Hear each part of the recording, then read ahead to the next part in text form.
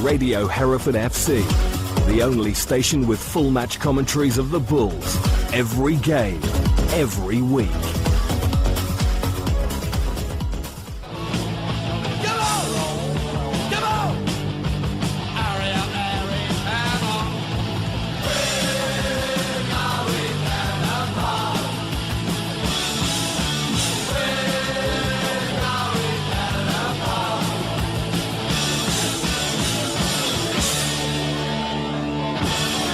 Well, hello and welcome yet again to We're Going Down the Pub with me, Frank Williams, and the evergreen, ever-perennial, ever-present, ever-omnipotent even, Mr. Simon Wright. Good. How to follow that, Frank, and I really can't. Greetings, greetings our fellow audience. Yeah, well, you'd better follow it, I think, with Banbury United. Why not? That's our next away game, now, isn't it? Just to explain to everybody out there why this is late coming, we held back on this guide to see what was going to happen with the FA Cup draw. So if it was, because we always do guides to the FA Cup matches anyway, even if they're at home, but as it turns out, we'll be able to give you a proper ground guide tonight also, which we'll record later on, and we'll be out probably simultaneously with this one on our trip to Eastleigh as well. Gosh, we spoil our audience, don't we? Yes, we do, but Banbury, we're the Banbury Bull. Yes, Chris Ingram, yes, resident in Banbury, so he was the obvious person. Well, we've all got a life. We've all got a life, haven't we? Yeah, indeed. Except for Chris, of course, living in Banbury, yeah. Yeah, well, of course, he's My enjoying himself. brother-in-law works in Banbury at the bakery. Oh, really? Yes, senior electrical engineer at the bakery. Has done for donkey's years. Commutes from Coventry every day. Oh, gosh. I know, dreadful, isn't it? Does he make a Banbury cake, though? Well, I don't know. We'll come back to that. Okay. Yeah, we'll come back to that. Okay. Really, to start with a fairly a lament, really. It's an evening game, and that is such a waste of what I would call train-friendly stadium. And I guess, as most people know, if they've been on the Birmingham to London main line, the ground's 400 yards. You can see it from the station. It is so close, you know. And that would be the brilliant Saturday trip. But, you know, only determined they're going to go by train midweek from the Shire. We'll explain why later. And another blow is no opportunity to try a Banbury cake. I mean, have you ever had a Banbury cake, Frank? I have not. No, neither have I. Explain what it is. Well, I understand it's like a warm mince pie, nice, but with puff pastry. Oh dear. I'm not sure about that. Okay, well, you know, as none of us have tried it, we're not sure, are we? No. So I guess we won't get to do it this time either. Okay. Let me tell you something about the club. Right. Banbury FC, they were originally the Spencer's factory team. Spencer's? Yeah, Spencer's. What sort of thing do they make then? Oh, delightful, really. They make corsets and surgical appliances. Well, that's very constraining. Absolutely. You sound like a carry-on film already, isn't it? Does that mean that they have a spot the ball competition in their programme every week? You would have thought they would have to, wouldn't you, really? I love that line. I think about that, guys and girls. Frank's really worked on that line. That's a great line. I mean, there's lots of scope there if you to carry on the image for interesting nicknames. I mean, you know, call them the trusses or the corsets. That would never catch on, but maybe the peg legs. Right, and what's their official nickname then? Well, the official nickname is the Gay Puritans. The Gay Puritans? Yeah. I think I prefer the trusses. I think if I was a Banbury player or supporter, I think I would prefer to be called the trusses or the corsets than the Gay. That's very hand on hip. It is indeed. It's a reference to their brightly coloured kit. But these days, for some reason, heaven knows why, it's just generally shortened to the Puritans. Right. You shouldn't mess around with history. If that's your name, you're stuck with it, really. Just like, you know, Aston Villa ought to be called the Villains, but there you go. And mentioning those delightful people at Aston, Banbury briefly called themselves Spencer Villa, just for a couple of months, and thankfully they saw sense and changed their mind and got rid of that name. So, that's a close run thing, wasn't it? The phrase I use a lot, living the dream, and I'm pushing that one out once more. The Banbury United's best ever finishing position was actually last season, and they finished sixth, just one place short of the playoffs. They played at step 3 for 11 years in their history, but 6 is the highest they've ever been. And they're owned by Sporters. They were taken over 2 years ago by Sports Consortium. And, you know, they've been really successful ever since Supporters come in and show them how it should be done. 2015-16, they did at Tiverton Town, be promoted from Step 4 by the playoffs, and of course, last season was their best ever finish position. They do have one geographical advantage. Yeah, dead central, aren't they? Yes, absolutely. I mean, Tiverton Town apart, longest away trip they've got is 115 miles. Well, that's luxury, isn't it? That's sort of like us in the Midland League, really. That's civilised, and it's got to help with player recruitment, you'd imagine. But, despite that advantage, they're not actually that good at home this season. They've lost 3 games already. And better away, actually, aren't they? Yes, there's a few clubs better away this season, so arguably including ourselves, but there you go. I mean, last Saturday, Banbury managed to lose at home to a Step 5 side. Shildon. Yeah. Shildon, the Northern League, come along and beat them 3-2. Quite why Banbury was paired with Shildon, I don't know, because, Banbury... They're in the northern half of the draw. Yeah, I'm sure that works. Yeah. Especially it's on the it's on the road to London, isn't it, basically? Well, you do wonder. I mean, Oxford was in the south, and Paulton were in the south, but there you go. I mean, we do share the pain. We know what it's like to lose a big match unexpectedly to a Northern Premier League side, don't we? Well, Sorry, Northern League, not side, Northern Premier side, Shildon are a bit good. They're second in the Northern League. We all know the Northern League is very strong. It is, and more at the top. But there you go. Good. Quick little bit on Banbury squad. Now, they're a club with 2 physios, which seems a little bit paranoid, doesn't it? Well, they got one for the top half and one for the bottom half. Yeah. You wonder they squabble and diagnose it. I'm having him. No. Get off, that's mine, it's mine. But you look down the squad, and they've got 3 Jacks, but no Jamies. So well, that's a fatal error. Well, but it's all right if you want to change the tyres on your car. Yeah. Tyre Jack, yeah. Good shout, mate. Yeah. Luke Carnell may be vaguely familiar to aficionados. He's ex-Didcot. Right. But he did bail out of Didcot in October 2016, so we can't blame him then. Point too many fingers at him, though we probably will anyway. And one name people might remember, they've got a striker, Jefferson Louis, up front. He's an old pro, he's 38, but he's got 9 goals in 10 games this season, so he still knows where the net is. Right, so the ground. Well, yes, we had rather a surprise yesterday.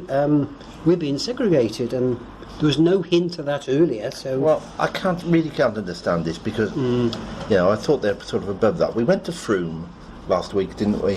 No segregation there. Managed perfectly well. Lovely time. Lovely people. Lovely ground.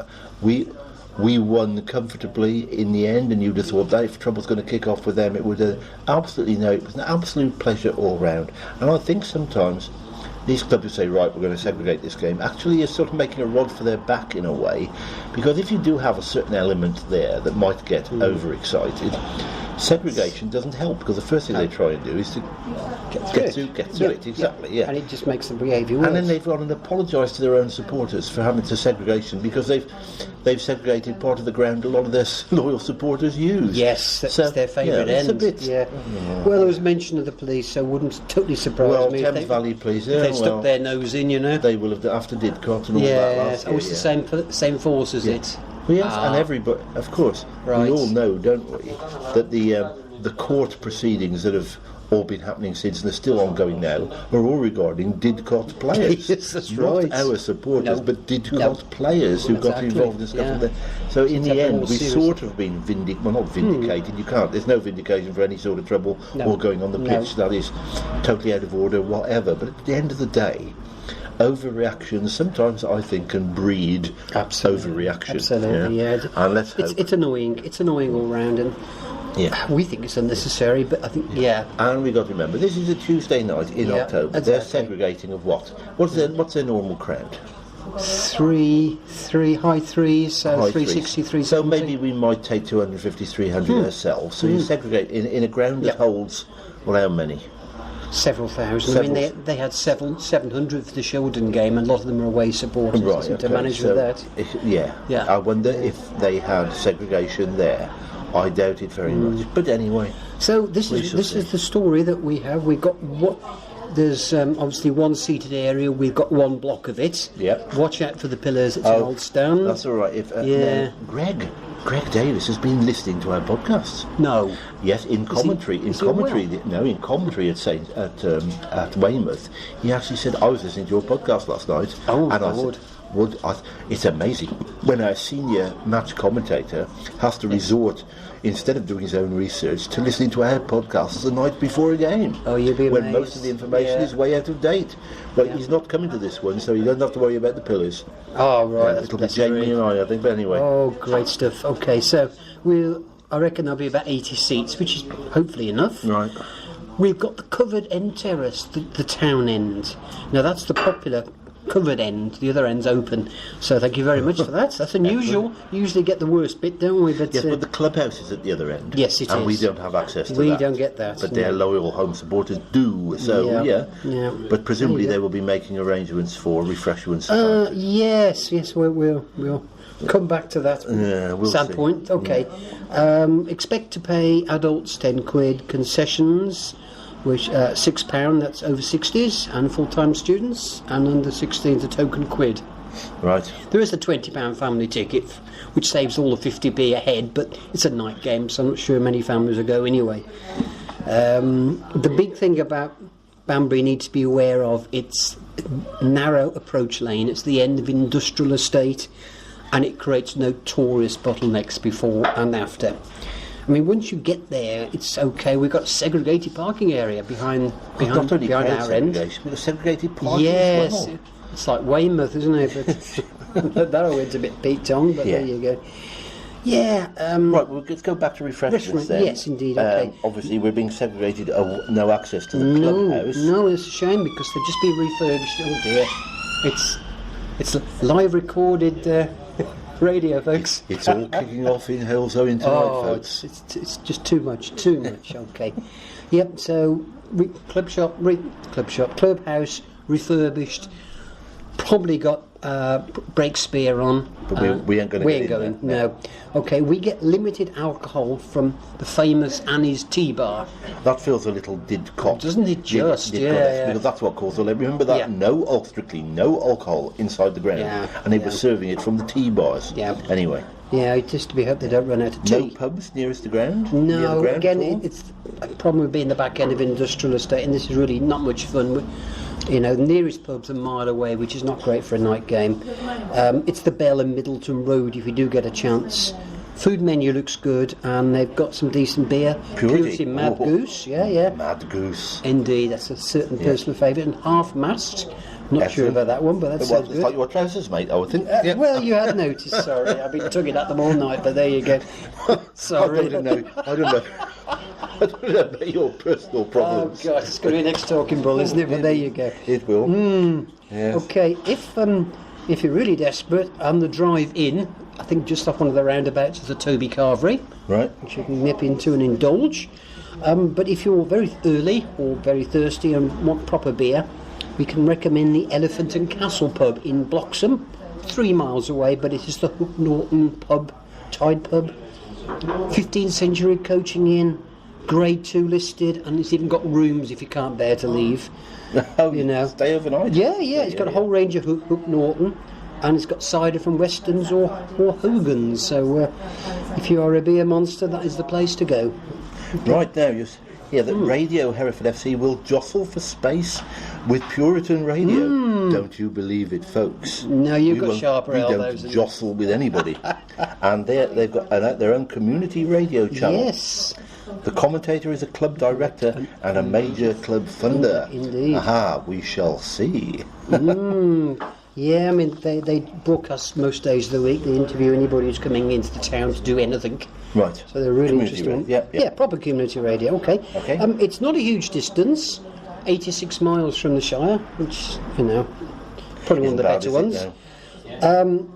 By train, yes, in theory you can do it. Why you want to, I don't know, but easy to get there. But 4.5 hours back, 3 changes. I believe one of those would be Didcot, which would be really nice. Yeah. And a 2:35 a.m. arrival in Hereford. It's not going to happen, is it? No, Really? it's not. No. Well, unless our Shrewsbury Bull manages Graham. He normally manages to find a way, doesn't he? As we found out when we spoke to him down in Weymouth. Everywhere by train. Yep. Complete and utter masochist. Yep. Anyway. Well, there you go. But he reckons never has any problems. Loves it. Well, he's not in any hurry to get back by the sound of it. And Shrewsbury's probably got more choices anyway. But Right. if you're coming from London, then Marylebone, it's easy peasy. It's an hour each way, loads and loads of trains, so you got no problem with that.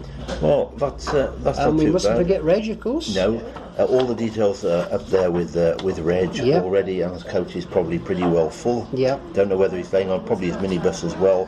Don't know, but it is a night game, so we shall have Be a to rush. see. We will.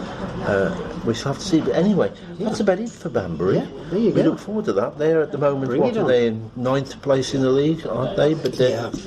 it's very tight at the top. It's only, I think they're on 18 points or not 17 points, something like that. As we speak, that will all change at the weekend, of course. Bring it on. But we look forward to that Tuesday night game at Banbury, Tuesday the 10th, and we look forward to seeing you all there, or listening to Radio Hereford FC, Yes. or See you there. and do catch up with our next podcast, which is coming up simultaneously Minutes. with this one. Minutes Minutes. away. It is minutes away, covering a FA Cup forthcoming match at Eastleigh. But for now, bye bye.